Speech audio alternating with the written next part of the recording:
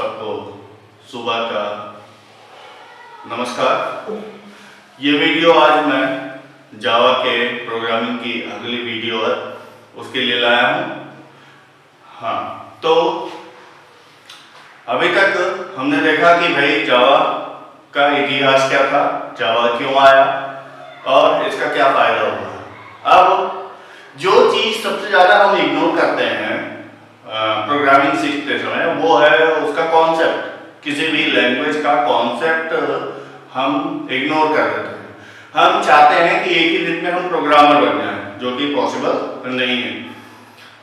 Programmer बनने के लिए आप जिस भी लैंग्वेज में प्रोग्रामिंग करने जा रहे हैं उसके बेसिक्स आपको पता होने चाहिए, क्लियर होने चाहिए।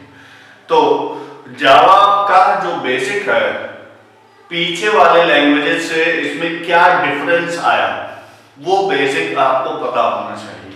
तो सबसे बड़ा डिफरेंस जो आया पीछे वाली लैंग्वेजेस और जावा के बीच में वो था ऑब्जेक्ट ओरिएंटेड प्रोग्रामिंग सिस्टम। तो अब यहां सवाल ये उठता है कि पहले की लैंग्वेजेस जो थी उनमें क्या था, उनमें प्रोसीजर ओरिएंटेड प्रोग्रामिंग सिस्टम था, वो प्रोसेस ओरिएंटेड था। वो यहां पे ऑब्जेक्ट ओरिएंटेड सिस्टम है। ऑब्जेक्ट का मतलब क्या हुआ, किसी भी प्रोग्राम में दो चीजें इंपॉर्टेंट होती हैं, आपको पता है, एक डेटा और दूसरा उसका प्रोसीजर।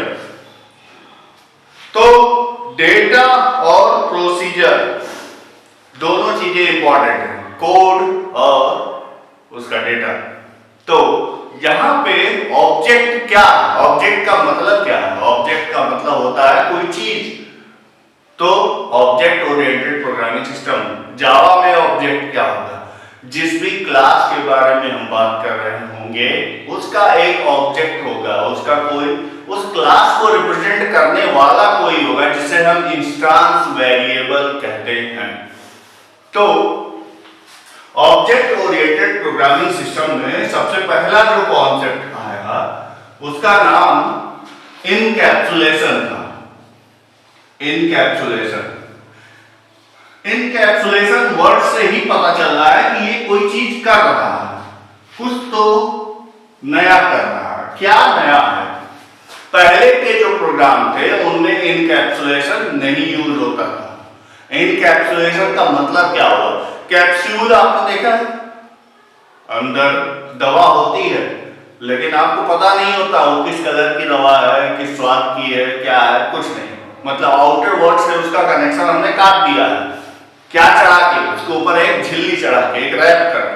तो ऐसे ही प्रोग्रामिंग में भी हम इनकैप्सुलेशन करेंगे, रैपिंग करेंगे। हम उस प्रोग्राम को रैप कर देंगे, उस पर एक प्रोटेक्शन लेयर लगा देंगे। तो इससे होगा क्या, इससे जावा एक सिक्योर लैंग्वेज बनता है, इसको हैक करना इजी नहीं रह जाएगा।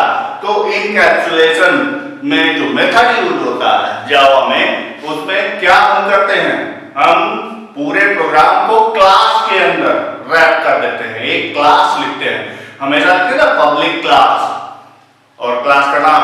तो क्लास जो वर्ड लिख रहे हैं उससे हम पूरे प्रोग्राम का जो प्रोसेस है, मेथड है, उसको हमने बांध दिया एक डिफरेंट क्लास में। तो एक प्रोग्राम में जरूरी नहीं है एक ही क्लास हो सकता है कई क्लासेज हो। तो अलग अलग क्लासेज अलग अलग डेटा, प्रोसीजर, मेथड्स को बांध के रखता है। तो ये प्रोसेस जो कहलाएगा वो इनकैप्सुलेशन कहलाता है। दूसरी चीज जो आती है जावा में, जो हमें फायदेमंद दिखती है, वो कहलाती है इनहेरिटेंस।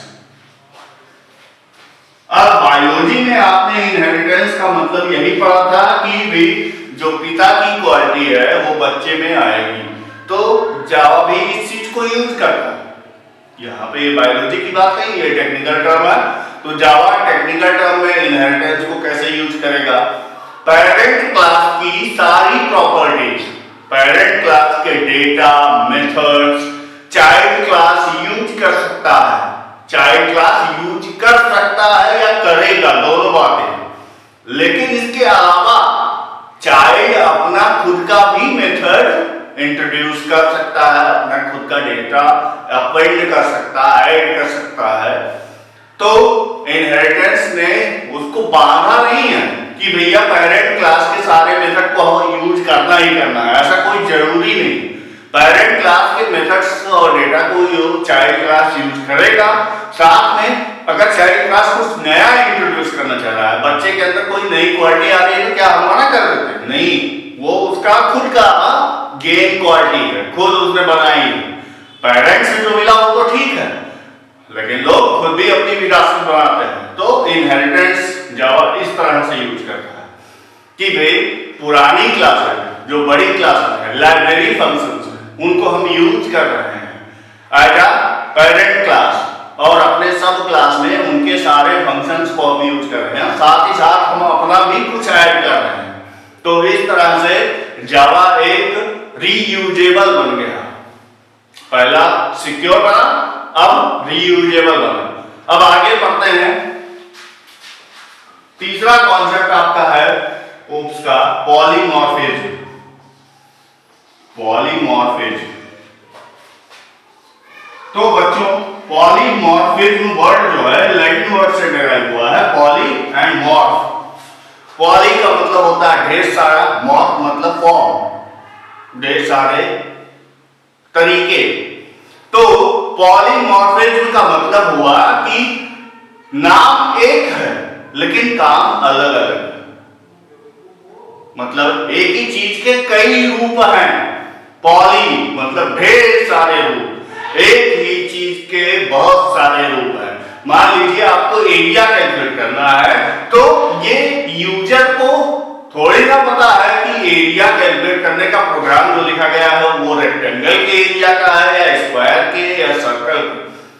ठीक है, यूजर तो एरिया कैलकुलेट करना चाह रहा है। अब वो इनपुट दे देगा और उसने रेडियस दे दिया, तो ये प्रोग्राम को डिसाइड करना होगा कि हम कौन वाला फंक्शन चलाएंगे, रेक्टेंगल वाला कि स्क्वायर वाला कि सर्कल वाला। नाम सबका अगर अलग अलग रखते तो हमें अलग अलग नामों से याद रखना पड़ता, लेकिन काम तो एक ही है ना, एरिया कैलकुलेट करना है, तो अलग अलग नाम क्यों दें? एक ही नाम दें, बस उनके काम अलग अलग करते हैं। तो उसको डिस्टिंग्विश करने के लिए, उसको अलग करने के लिए उनके जो पैरामीटर्स हैं, आर्गुमेंट्स हैं, उनको हमने बदल दिया। इस तरह से कंप्यूटर डिसाइड कर लेगा कि भाई एरिया, या जावा प्रोग्रामिंग लैंग्वेज डिसाइड कर लेगा कि एरिया अगर कैलकुलेट करना है तो किसका कैलकुलेट करना है। तो एरिया नाम के बहुत सारे फंक्शंस बने होंगे और उनमें से एक फंक्शन वो यूज करेगा जिसपे भी वो सटीक बैठ रहा होगा, वो एरिया कैलकुलेट करके देगा। तो इस तरह से पॉलीमॉर्फिज्म का यूज करेंगे। और पॉलीमॉर्फिज्म को कैसे इंप्लीमेंट करता है जावा? किसके थ्रू? फंक्शन ओवरलोडिंग के थ्रू। फंक्शन ओवरलोडिंग आपने नाम सुना होगा। फंक्शन ओवरलोडिंग के हेल्प से हम पॉलीमॉर्फिज्म का यूज करते हैं।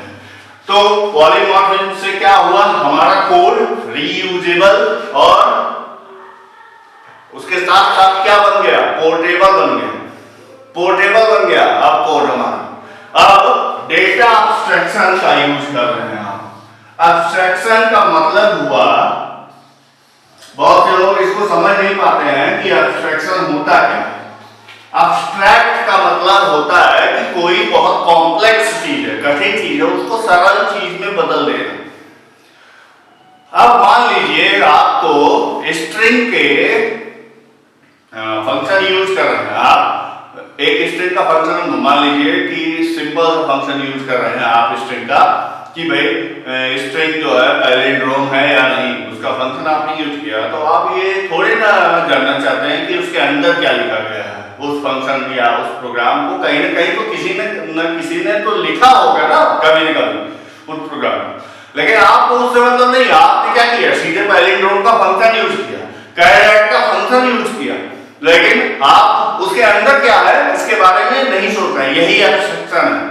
ठीक है, मतलब आसान चीजें आपको बाहर ढेर सारे कंपोनेंट, हजारों कंपोनेंट को जोड़कर एक बड़ा चीज बना दिया गया। बड़ी चीज आपको दिख रही है लेकिन छोटी चीजों के बारे में आप नहीं सोच रहे हैं, वही एब्स्ट्रैक्शन कहलाता है।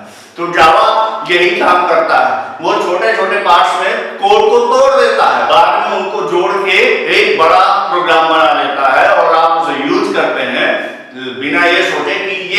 पार्ट से बना होगा। तो यहाँ पे हम डेटा एब्स्ट्रैक्शन यूज कर रहे हैं। तो बच्चों, जब भी कोई आप लैंग्वेज सीखते हैं, जैसा कि मैंने पहले भी वीडियो में बताया था, तो उसके कैरेक्टर के बारे में, अल्फाबेट के बारे में जरूर जानते हैं। तो मान लीजिए आपको इंग्लिश सीखना है, नई लैंग्वेज है आपके लिए। फॉर एग्जांपल आप यूपी से हैं, बिहार से हैं और आपको इंग्लिश नहीं आती है, तो इंग्लिश सीखने जब जाते हैं तो आपके टीचर सबसे पहले आपको क्या सिखाते हैं? ABCD सिखाते हैं, अल्फाबेट। तो ऐसे ही कंप्यूटर की लैंग्वेज जावा, ये जो जावा लैंग्वेज है, सिर्फ जावा ही अकेली लैंग्वेज नहीं है, बहुत सारी लैंग्वेज है। कोबोल है, पास्कल है, C है, C++ है, जावा है, पाइथन है, गो लैंग्वेज है, PHP है, बहुत सारे लैंग्वेज है। तो ऐसे बहुत सारे लैंग्वेज, .NET है, तो हम सबको नहीं जानते। विजुअल बेसिक है, तो कोई एक लैंग्वेज अगर आप सीख रहे हैं, तो सबसे पहले आपको क्या सीखना होगा? उसके अल्फाबेट्स, कैरेक्टर सीखने के बाद कीवर्ड्स, आप वर्ड्स सीखेंगे उसके। अब देखिए, हर लैंग्वेज में कुछ अच्छे वर्ड्स, कुछ बुरे वर्ड्स, कुछ वर्ड्स की मीनिंग होती है, कुछ वर्ड्स की नहीं होती है, ऐसे मिल जाएंगे। तो ऐसे ही यहाँ प्रोग्रामिंग लैंग्वेजेस में भी होगी, बहुत सारे वर्ड्स ऐसे मिलेंगे जिनका कोई मतलब नहीं होगा, बहुत सारे वर्ड्स ऐसे होंगे जो सेट हैं कि भाई ये यही काम करेंगे। जैसे कि पब्लिक वर्ड, जाओ, पब्लिक का मतलब आपको पता है कि भाई ये जिसके साथ लग गया वो चीज सब लोग यूज कर सकते हैं। प्राइवेट वर्ड अगर आपने यूज किया तो पता चल जाएगा भाई कि ये प्राइवेट है और इसको सिर्फ वही एक्सेस कर पाएगा जिसके साथ ये जुड़ा होगा, सब इसे एक्सेस नहीं कर सकते हैं। तो पब्लिक, प्राइवेट, प्रोटेक्टेड, ये सब कीवर्ड क्या है? एक्सेस मॉडिफायर या एक्सेस स्पेसिफायर भी कहते हैं। तो हम जब बोर्ड एग्जाम देते हैं तो हमारे जो ऑब्जेक्टिव टाइप क्वेश्चन जो बनते हैं प्रोग्रामिंग में, वो कॉन्सेप्ट से ही बनते हैं। प्रोग्रामिंग से नहीं पूछेगा आपसे, कोड नहीं पूछेगा। ऑब्जेक्टिव टाइप 1 नंबर के क्वेश्चन आपसे ऐसी ही चीजें पूछ लेगा और आप इन सब चीजों को इग्नोर करते हैं और आपके ये 15 नंबर के जो पार्ट हैं वो चले जाते हैं।